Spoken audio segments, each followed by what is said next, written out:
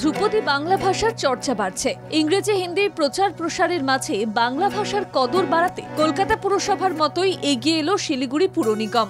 শিলিগুড়ি পুর নিগম নির্দেশিকা জারি করে জানিয়েছে, সাইনবোর্ড ও হোর্ডিংয়ে বাংলা লেখা বাধ্যতামূলক। বিজ্ঞপ্তিতে বলা হয়েছে, শিলিগুড়ি শহরের দোকান, ব্যবসায়িক প্রতিষ্ঠান, বিপণন কেন্দ্র, রেস্তোরাঁ, হোটেল, হাসপাতাল, ডায়াগনস্টিক সেন্টারে সাইনবোর্ড বা হোর্ডিংয়ে অন্য কোনো ভাষার সঙ্গে বাংলা ভাষা লেখা বাধ্যতামূলক। এই নির্দেশিকা সকল বেসরকারি মালিকাধীন প্রতিষ্ঠানের ক্ষেত্রেও প্রযোজ্য হবে। 14 এপ্রিল থেকে সাইনবোর্ড ও হোর্ডিংয়ের এই সিদ্ধান্ত কার্যকর করার নির্দেশ জারি করা হয়েছে। মেয়র গৌতম দেব বলেন, অনেকদিন ধরেই পুর প্রশাসনের এই চিন্তাধারা ছিল, সেটাকে বাস্তবায়িত করার কাজ জোরদার করা হলো।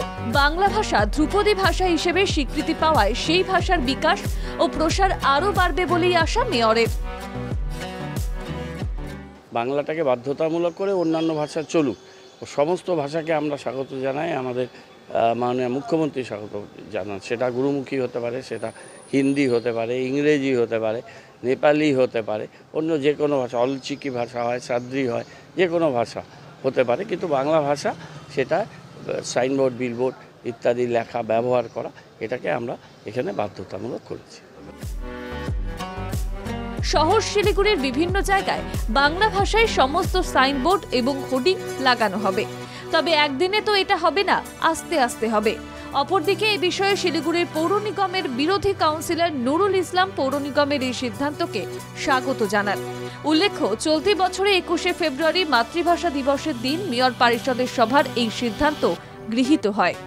পরে 5ই মার্চ পুর নিগমের মাসিক বোর্ড মিটিংয়ে তা অনুমোদনের পর বিজ্ঞপ্তি জারি করা হয়েছে।